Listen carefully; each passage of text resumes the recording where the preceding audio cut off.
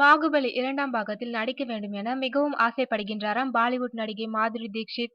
S. Rajamouli, Prabhas, Anushka, Tamannaah, Rana உள்ளிட்டோரை வைத்து எடுத்த பாகுபலி படம் உலக மக்களை தெலுங்கு திரையுலகை திரும்பி பார்க்க வைத்தது. பாகுபலி உலக அளவில் சூப்பர் டூப் ஹிட் அடித்ததை பார்த்து பாலிவுட்காரர்கள் மிரண்டு போயுள்ளனர். என்னம்மா படம் எடுத்திருக்கிறார் ராஜமௌலி என்று அவர்கள் வியந்து கொண்டிருக்கையில்தான் அந்த செய்தி வெளியானது. ராஜமௌலி பாகுபலி 2ஆம் பாகத்தை எடுப்பதாக அறிவித்தது பாலிவுட்காரர்கள் காதில் தேன் வந்து பாய்ந்தது போல் இருந்ததாம். அதற்கு காரணம் உண்டு. பாகுபலி 2ஆம் பாகத்தில் பாலிவுட் பிரபலங்களை நடிக்க வைத்தால் ஹிந்தியிலும் மவுஸ் அதிகரிக்கும் என்பது அவர்களின் கணக்கு. பிரபல பாலிவுட் இயக்குனர் கரண் ஜோகர் ராஜமௌலியை அணுகி பாகுபலி 2ஆம் பாகத்தில் இந்தி நடிகர் நடிகைகளையும் நடிக்க வைக்குமாறு கேட்டுக்கொண்டுள்ளாராம்.